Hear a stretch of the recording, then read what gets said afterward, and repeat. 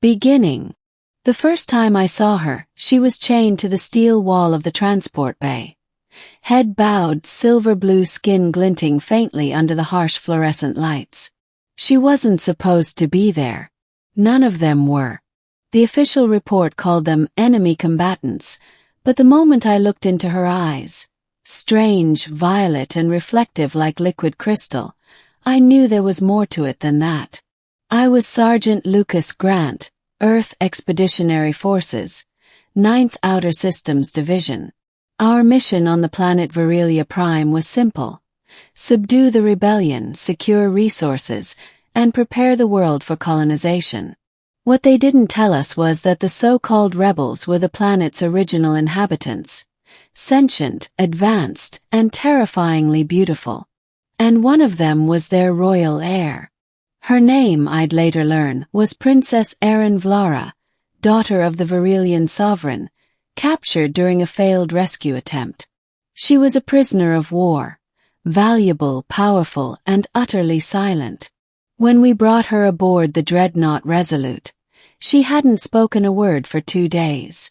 The officers treated her like a curiosity, a bargaining chip for peace talks that would never come. To me, she was just another soul caught in a war she didn't start.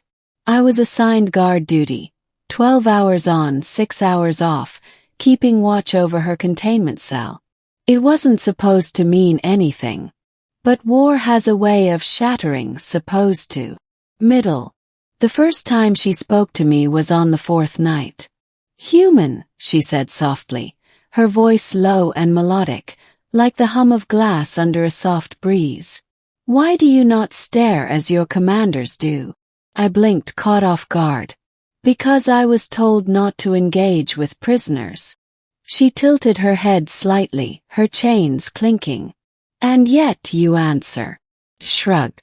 "You started it." She smiled faintly, the smallest curve of her lips, but it hit me like a pulse of warmth through the cold ship air. Days passed. Our conversations were brief, but frequent. I'd bring her extra food packs, rationed water, anything I could manage without drawing attention. She asked about Earth, oceans, cities, sky. I asked about Virelia, their crystalline forests, floating citadels, and the bioluminescent creatures that once roamed their night skies. But one night changed everything. I found her shaking. The guards had reduced her rations again, punishment for an attempted uprising elsewhere on the planet. Her skin, normally shimmering faintly with energy, looked dull and ashen. Without thinking, I unhooked my canteen and knelt beside her. "Drink." Her eyes widened. "You would share your water with me?" "It's just water," I said, pressing it into her hands. She hesitated, then took a small sip, trembling, desperate. A few drops ran down her chin, catching the light. When she looked up again, her expression had changed. Something deep and old flickered in her eyes. "You do not understand what you've done," she whispered. I frowned. "I jest." "To offer sustenance to a bound royal," she interrupted, voice trembling, "is to share life. It is a bond in my people's ways. You have invoked the right of protection. I invoked the what now?" She smiled weakly. "You are bound to me, human. By your hand my life continues. And by my word, yours is now under my protection." I laughed softly, thinking it was some alien custom, symbolic, harmless. But that night, when I returned to my quarters, the ship shook violently. An alarm blared. "All personnel to battle stations. Unknown vessels inbound." Through the viewport I saw them, Virelian ships, sleek and luminous, emerging from the void. The war had found us. Explosions rippled across the Resolute. I ran toward the containment level, heart pounding. When I reached her cell, smoke filled the corridor. The guards were gone, either dead or fled. Her cell door was half blasted open. "Aeryn!" shouted. "I am here," she called back, voice hoarse. I pulled the wreckage aside, coughing, and found her clutching a bleeding wound in her side. Without thinking, I lifted her into my arms. "You should run," she whispered. "Not leaving you," I said. "You're under my protection now, remember?" Her expression softened, a mixture of pain and disbelief. "So be it, Lucas of Earth." We staggered through the chaos, dodging bursts of plasma fire and collapsing corridors. The Virelians had boarded. Their soldiers were elegant and deadly, weapons humming with strange energy. But when one of them spotted us, saw me carrying her, he froze. Then he dropped to one knee.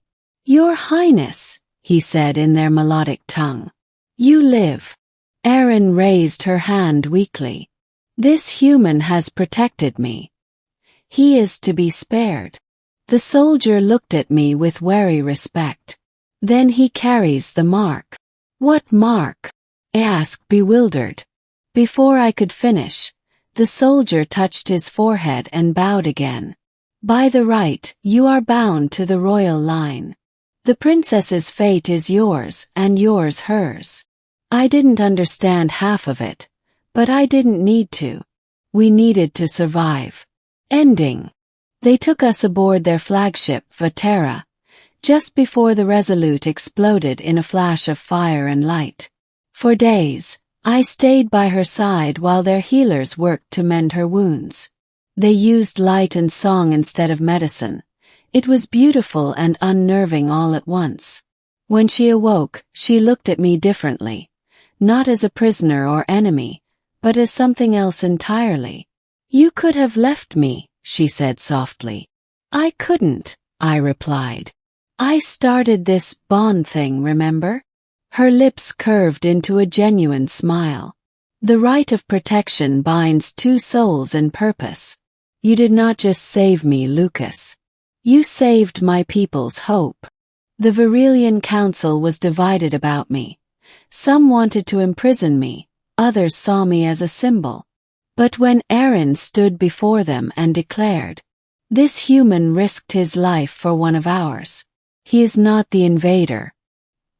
He is proof that humanity's heart can match the stars themselves," the room fell silent. And just like that, I became part of a legend. Months passed. I trained with their guards, learned their customs, even helped broker the first truce between Earth and Virelia. My simple act, offering water to someone dying, had become the seed of peace between two civilizations. One evening, under the glowing canopy of the Virelian gardens, Aeryn approached me. Her wounds had long healed, but her eyes held the same quiet fire as the day we met. "Do you regret it?" she asked. "Regret what?" "Sharing your water. Choosing to save me." Smiled. "Not for a second." She stepped closer, her hand brushing mine, faint energy sparking where our skin met. "Then our bond remains," she said. "Two worlds, one choice." The night sky shimmered above us, twin moons reflected in her eyes. And as we stood there, human and alien royal, I realized something simple but profound. It was never about war or duty. It was about connection, the kind that transcends species, borders, even galaxies. All because one man couldn't ignore someone in need.